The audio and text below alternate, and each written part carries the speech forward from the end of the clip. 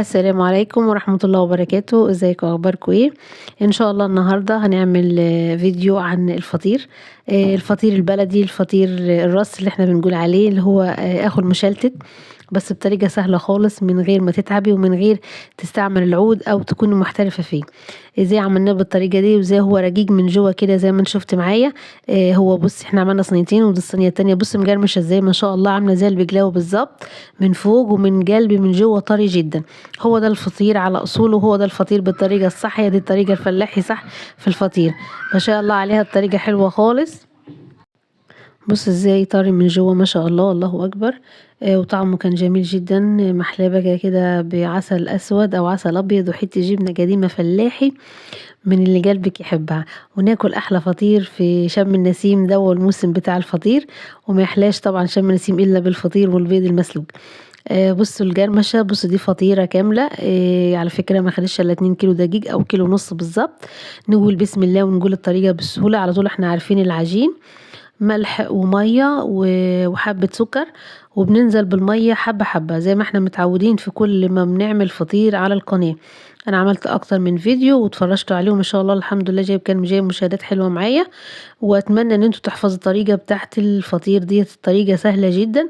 وانا ممكن تستعملي الطريقة دي وتحشيه، يعني ما يبقى سادة مرة او يبقى محلي، تحشيه اي مكسرات وتعملي له شربات زيه زي الكنافة او البسبوسة، او كمان تحشيه لحمة مفرومة ويبقى زيه زي الجلاش والرجاج. نقول بسم الله. احنا عجناه وخدمناه حلو وسبناه لما يريح. لازم العجينة قدامك كده تريح. بص شكلها بعد ما ريحت يعني اخدت ساعة، ساعة ونص. مش هجرى لها حاجة، بس عشان احنا بس داخلين على الصيف هنخليها ساعة واحدة بس كفاية عليها، او اكتر من نص ساعة. ساعة الا ربع كده كفاية عليها العجينة، عشان احنا بس ايه في الصيف، لان العجينة ما تسيبش منك. خدمت العجينة بتاعتك حلو. يبقى عندك السمنة زي ما انت شايفاها كده، انها سمنة من الصفيحة، سمنة روابي او الهانم او اي نوع سمنة انت عايزاها.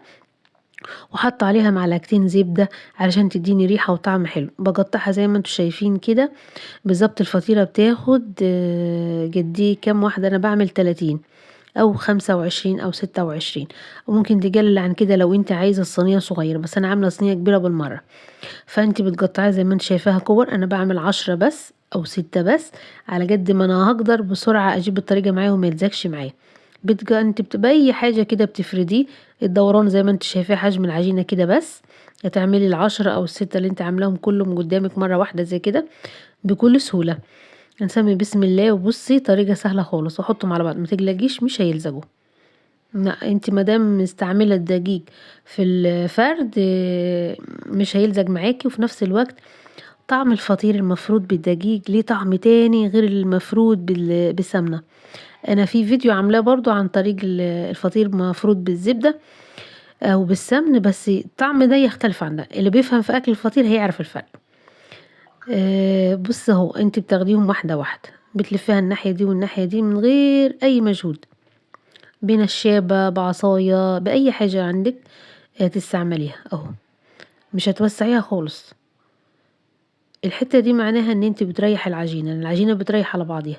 لما تيجي تفرديها بالنشابة الرولة من بعد شوية زي ما انت هتشوفي هتتفرد معاكي بكل سهولة، تلاقي العجينة مريحة خالص.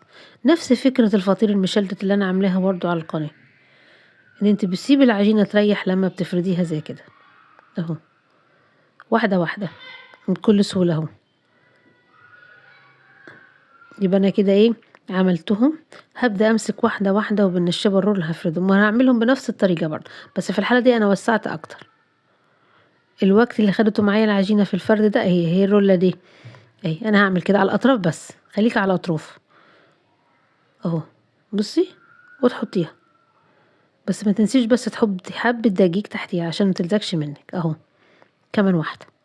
هعمل بنفس الفكرة دي، هعمل 10 واحطهم في الصينية، واحط واحدة واحدة بالسمنة زي ما انت هتشوفي معايا اهو. ولا فردت بعود ولا لا دي قطعت مني، لا انا مش قادرة افردها. لو اتفردت معاك احسن فطاطري بالظبط.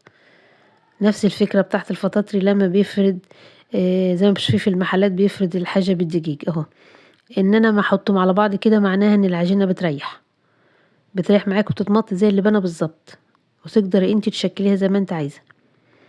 قلت لك الفطير ده ممكن يبقى محلي او يبقى حادق حسب ما انت عايزه، بس انا هعملاه ساده بحيث ان هو يتاكل بجبنه وعسل ابيض او عسل اسود. اهو انا كده خلصتهم، ما خدش مني وقت خالص. هجيب الصينيه بتاعتي ادهنها بالماده الدهنيه بتاعتها، سمن من الصفايح بتاع الصفايح، مش هقول لك قشطه ولا زبده ولا الكلام ده كله، الموجود عندك. انا همسك واحده واحده، معلش هي الكاميرا ما جابتش اول واحده، بس انا عملتها بنفس الطريقه. بصي اهي بتتمط معاكي وبتترج خالص، عامله زي الرجاج بالظبط، نفس فكره الرجاج، وانا بعمله بنفس الطريقه. اهو انا هدهنها اهو، تمسكيها بطراطيف صوابعك، ما تجلجيش خالص مش هتتقطع معاكي، واحده واحده وبتدهنيها اهو. ما شاء الله عليها. انا بس بطأت لكم الجزء الاولاني علشان بس اشوف التفاصيل بالظبط، ما فيش حاجه خطوه تبقى ناسيكي. اهو هعمل كمان واحده، بصي على ايديكي اهي، بصي تمط معاكي ازاي، ما شاء الله. صلوا على الحبيب المصطفى، الله اكبر. بص الجمال وبص الحلاوه، حاجه كده ما شاء الله عليها، رقيقه جدا ولا تعبت في فردها ولا حاجه. هي فكره ان انا ريحت العجين بس على بعضيه واخد وقته في التريح لما قطعته بالطريقتين اللي انت شفتيهم اهو.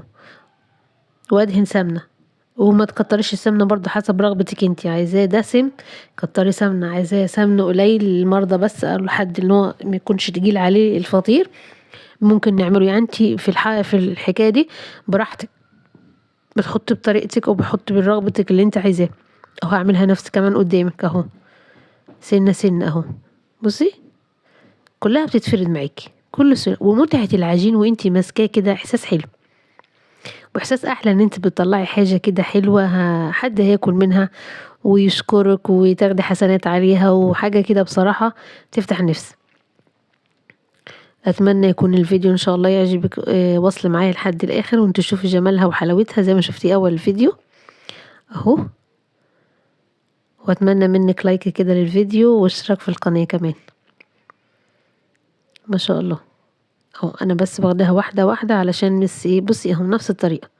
على فكره هما ما لزقوش، بس انا عشان بس انا يعني انا متمكنه من الحاجه دي فمش هيلزق معايا، فانتي اعملي مثلا 4، اعملي 5 بحيث ان انتي تقدري تعمليهم بسرعه.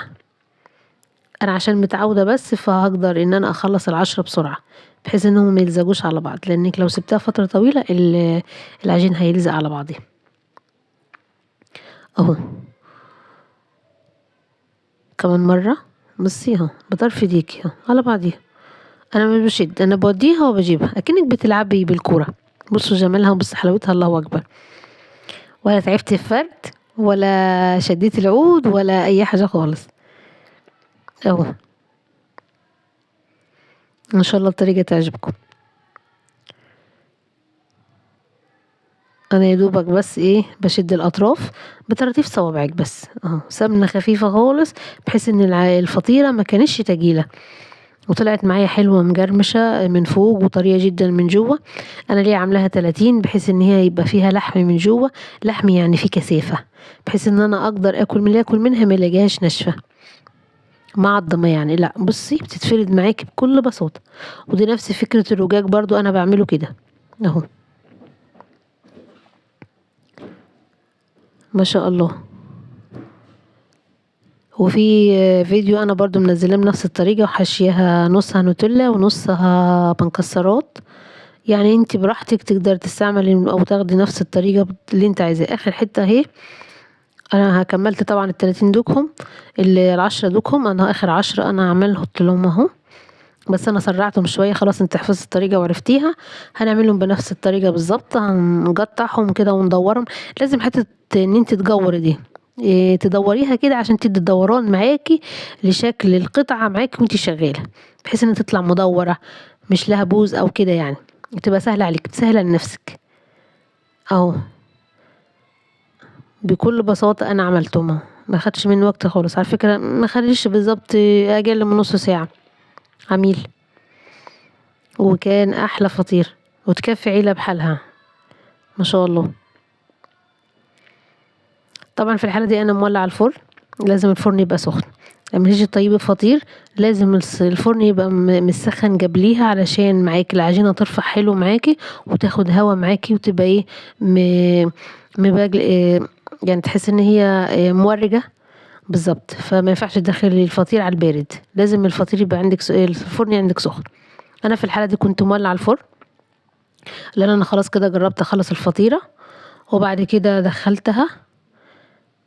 وبتقطعيها او تسيبيها براحتك اهو. برجع اعمل بنفس الطريقة اهو، بفرد الاطراف. انا ما تعبتش فيها خالص، الاطراف بس، مش بلعب عند اي حاجة. بس هو الدقيق معاكي، انا خدت كيلو ونص دقيق، والباقي استعملته تجريس زي كده.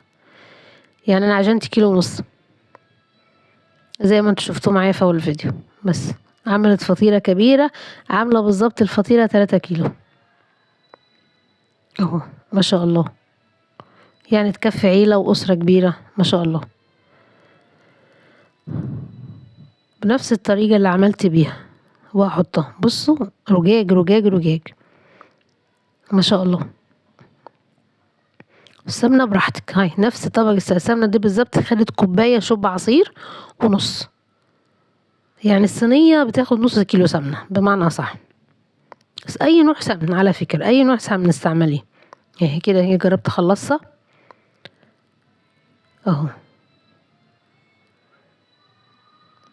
انتي السمنة اللي انتي دهناه ما بين كل طبقة وطبقة ده هيخليها مرجة. بصي انا يا دوبك منمشاه، مش مكترة عشان ما يبقاش دسم اهو. ما شاء الله. بس يا ريت تفرد الاطراف حلو من على الجوانب عشان ما تبقاش مزغمدة او ملكلكة اهي. ما شاء الله. كمان واحدة اهي، جربنا نخلصها خلاص. في الفرن ده طبعا الفرن بتاعك سخن. اخر واحدة كده خلصناها. بصي هتقطعي كده من النص او تسيبيها براحتك زي ما انت عايزه. شايف البجاليل دي كلها معناها هوا، معناها ان هي لما تخش الفرن هتعلى معاكي ما شاء الله وتبقى مجرم. بص الله اكبر، بسم الله ما شاء الله. حاجه كده تفتح النفس بجد، واحلى فطير واجمل فطير، مجرمش من بره وطري من جوه. الله اكبر.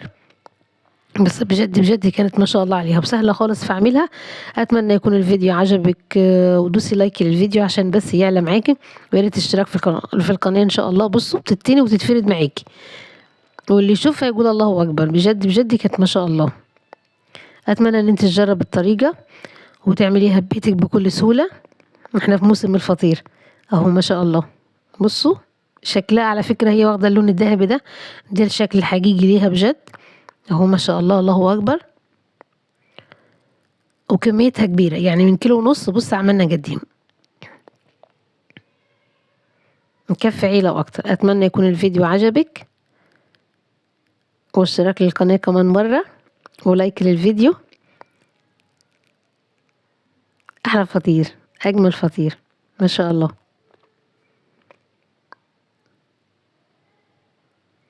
بصوا طرية جدا من جوه ما شاء الله. الله اكبر. بصوا خفيفة جدا كيف ازاي، زي ورقة الشجرة زي ما احنا بنقول ما شاء الله. ده جلاش مش فطير، احلى فطير. انا كنت عجباني الصينية خالص. والسلام عليكم ورحمة الله وبركاته.